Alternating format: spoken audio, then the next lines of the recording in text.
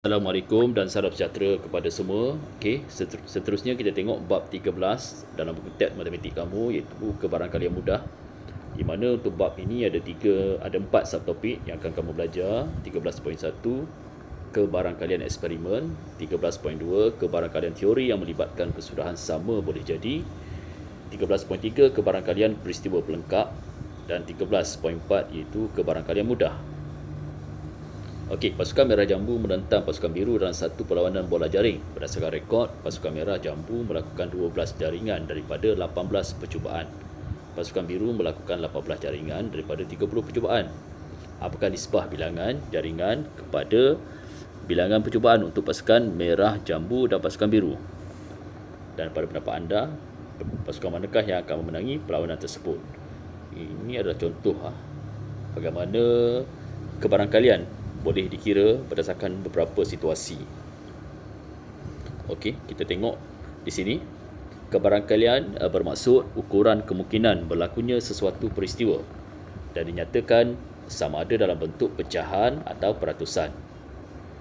Ukuran kemungkinan suatu peristiwa berlaku ditentukan oleh nilai antara 0 dengan 1. Dan ini dipanggil sebagai kebarangkalian. Kita tengok subtopik 13.1 kebarangkalian eksperimen. Okey, dalam aktiviti kreatif anda telah didedahkan dengan konsep kebarangkalian. Sekarang mari kita lihat perkaitan antara kekerapan berlakunya sesuatu peristiwa dengan bilangan cubaan yang dilakukan. Okey. Kebarangkalian eksperimen ditafsirkan sebagai kebarangkalian yang diperoleh daripada suatu eksperimen. Nisbah kekerapan muncul angka terhadap bilangan lambungan yang diperoleh daripada aktiviti tersebut ialah kebarangkalian eksperimen apabila peristiwa mendapat angka. Bolehkah anda nyatakan kebarangkalian eksperimen bagi peristiwa mendapat gambar? Secara umumnya, kebarangkalian eksperimen bagi suatu peristiwa sama dengan kekerapan berlakunya peristiwa dibahagikan dengan bilangan cubaan.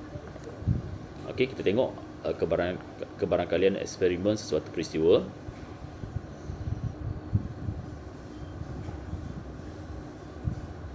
Okey, kita tengok kebarangkalian teori yang melibatkan kesudahan sama boleh jadi. Okey, 13.2.1 ruang sampel bagi suatu eksperimen. Sebelum memulakan perlawanan bola sepak, pengadil biasanya akan melambung duit shilling untuk menentukan pasukan yang akan memulakan perlawanan. Mengapakah pengadil menggunakan duit shilling, bukannya dadu atau benda maujud lain? Apakah ruang sampel bagi kesudahan yang mungkin bagi lambungan duit shilling? Jadi duit shilling kita tengok perhatikan ada dua permukaan saja. Muka sama ada satu muka yang ada nombor, satu lagi muka yang ada gambar. Okey. Jadi ada dua kemungkinan saja duit shilling, iaitu angka dan gambar.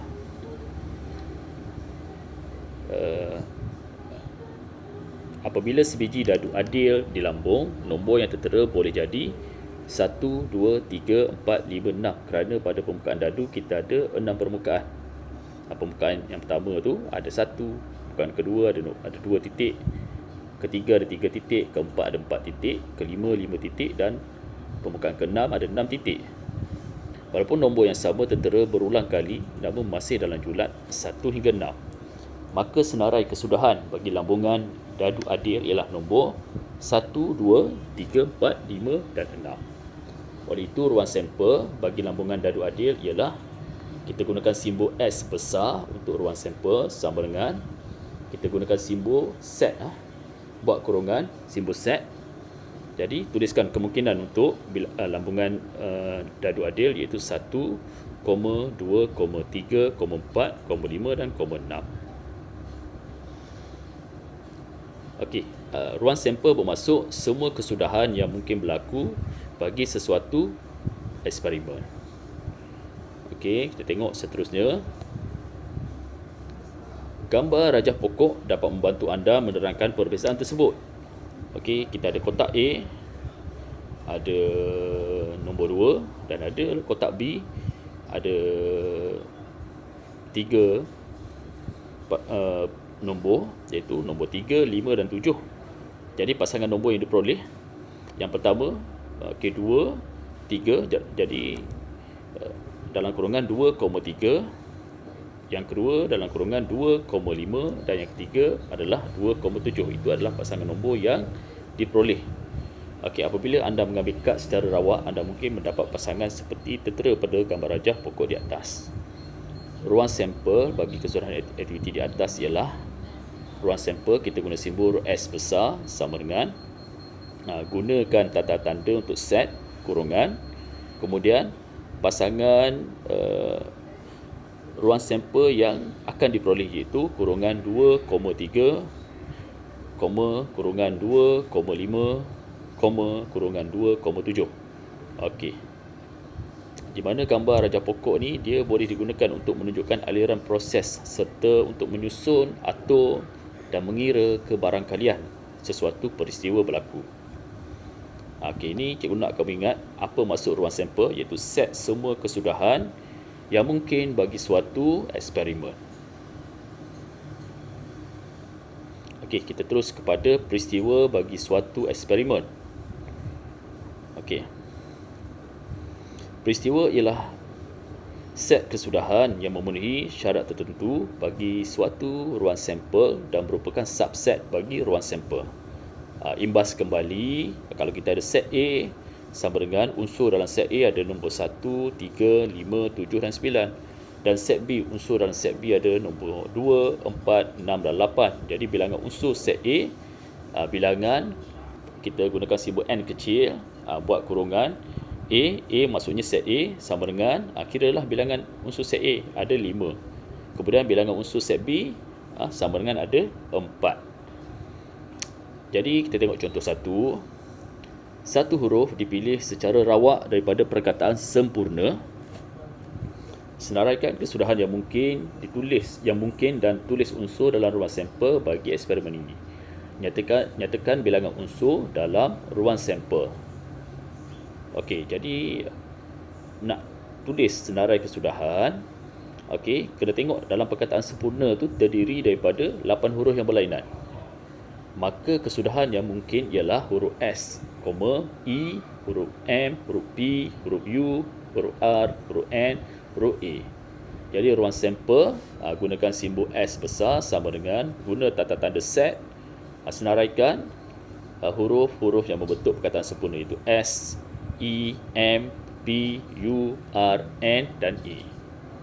Dan bilangan unsurnya adalah sebanyak, kira lah, 1, 2, 3, 4, 5, 6, 7, 8. Ada 8. Jadi bilangan unsur gunakan simbol N kecil untuk bilangan, S adalah ruang sampel sama dengan 8. Okay, itu cara penulisan. Okay, alright, seterusnya kita tengok kepada contoh 2.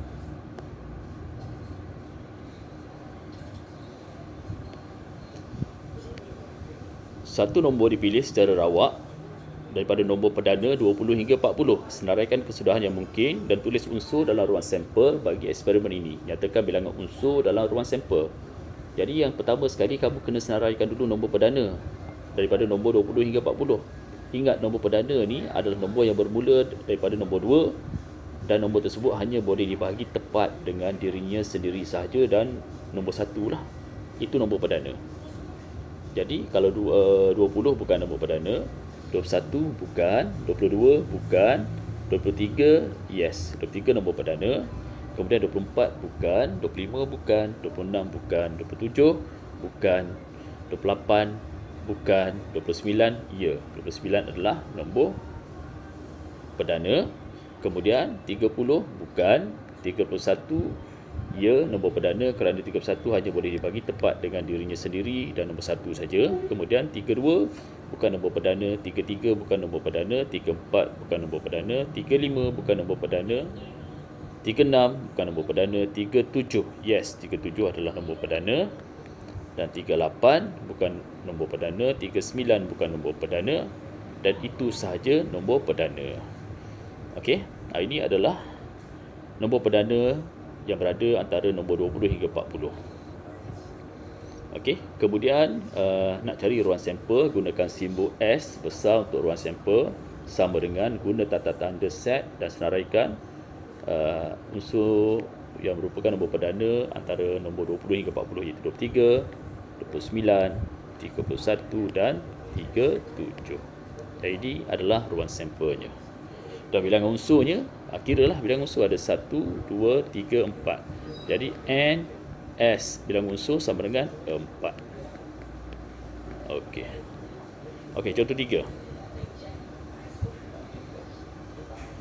Sebuah koperasi sekolah menjual pensel jenama P manakala pemadam yang dijual berwarna merah, hijau, biru dan kuning. Palin ingin membeli sebatang pensel dan satu pemadam dari koperasi tersebut. Dengan bantuan gambaran jam pokok, senaraikan kesudahan yang mungkin dan tulis unsur dalam ruang sampel pasangan barang yang boleh dibeli oleh Palin. Nyatakan bilangan pasangan tersebut. Jadi pertama sekali ini kena lukis gambaran jam pokok. Kita ada satu pensel jenama P, kemudian satu lagi ada pemadam yang ada berwarna merah M, hijau H, biru B dan K, kuning. Jadi Palin ingin membeli satu pensel dan satu pemadam. Jadi yang pertama sekali kesudahan yang pertama sekali yang mungkin boleh jadi adalah inilah, mesti ada pensel satu dan warna merah satu, iaitu kurungan P, M. Yang kedua, kurungan P, pensel satu dan pemadam warna hijau satu. Yang ketiga, pensel satu dan pemadam warna biru satu. Dan pensel satu dan pemadam berwarna kuning satu. Itu adalah kesudahan. Jadi unsur dalam ruang sampel adalah jumlah kesudahan ini, semua kesudahan ini tulis guna simbol ruang sampel S besar sama dengan guna tanda tanda set, kemudian tulis pasangan kesudahan, kurungan P, M, kurungan P, H, kurungan P, B, kurungan P, K ya. Jadi bilangan unsur dalam ruang sampel S sama dengan ada 4. Okey, kita tengok contoh 4. Skeping kad telah dipilih secara rawak dari sebuah kotak yang mengandungi kad bernombor 1 hingga 9. Tentukan sama ada peristiwa berikut mungkin berlaku atau tidak mungkin berlaku. Nombor 1, nombor lebih besar daripada 5. 2, nombor dengan 2 digit. Dan 3, faktor bagi 15. Jadi nak buat soalan contoh 4 ni, pertama sekali kita kena senaraikan dulu ruang sampel, iaitu nombor 1 hingga 9. Jadi ruang sampel sama dengan nombor 1, 2, 3, 4, 5, 6, 7, 8, 9. Jadi tengoklah.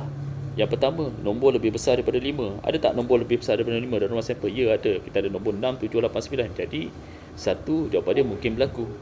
2, nombor dengan 2 digit. Ada tak nombor dengan 2 digit? Kat sini tak ada. Semua nombor 1 digit. Jadi 2 tidak mungkin berlaku. Yang ketiga, faktor bagi 15. Ada tak nombor kat sini faktor bagi 5? Faktor bagi 15 ni nombor tersebut boleh membagi tepat nombor 15. Okey, 15 bahagi 2 tak boleh, 15 bagi 1 boleh.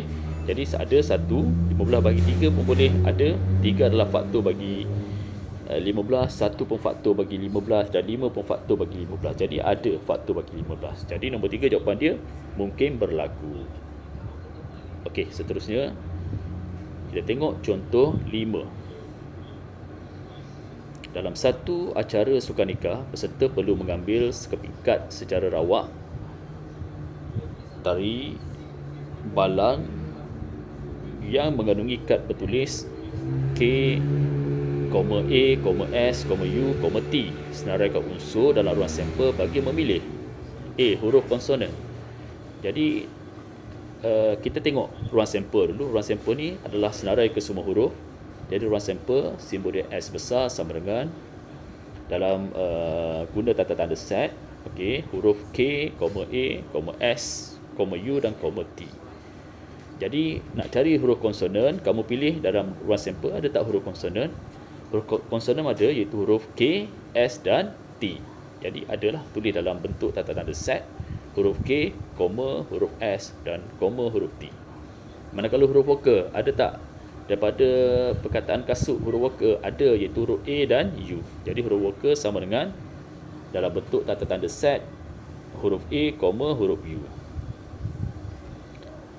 Okey, kita tengok pula contoh 6. Balam A mengandungi kad berlabel huruf I. Balam B mengandungi kad berlabel huruf I, K, A dan N. Sekeping kad dari balang A dan sekeping kad dari balang B diambil secara rawak. A. Senaraikan unsur dalam ruang sampel. Okey, sekarang nak senaraikan unsur dalam ruang sampel, kita kena senaraikan semua kesudahan bagi situasi ni. Jadi kena lukis dulu gambar rajah pokok. Balang A ni ada satu je huruf. Balang B ada 3 huruf, huruf I, K, A, N. Okey. Jadi bilangan kesudahan yang pertama, tengok anak panah tu, I dengan I. Bilangan kesudahan kedua, I dengan K. Kesudahan ketiga, I dengan A. Kesudahan keempat, I dengan N. Okey. Kemudian kamu senaraikan unsur dalam ruang sampel. A, okey, S adalah simbol untuk ruang sampel sama dengan guna tanda-tanda set. Okay. Jadi tulis semua kesudahan, kurungan I, kurungan I, K, kurungan I, A, kurungan I, N. Okey, dan B senaraikan unsur dalam ruang sampel yang memperoleh satu pasangan huruf yang sama, X. Okey, kita tengok kat situ. Dalam kesudahan, ada tak yang pasangan huruf yang sama? Ada satu, satu saja. Jadi jawapan peristiwa X, tulis B1 peristiwa X sama dengan guna tanda-tanda set I, I. Kemudian peristiwa Y adalah sekurang-kurangnya satu huruf konsonan. Jadi tengok dalam kesudahan ini ada tak daripada pasangan huruf tersebut ada satu huruf konsonan. Ini ada satu huruf K, ini ada satu huruf N. Jadi ada dua, iaitu peristiwa Y sama dengan dalam bentuk tanda-tanda set kurungan I, K, kurungan I, N. Okay, itu adalah jawapan untuk contoh 9. Okey, alright, sekian saja. Terima kasih.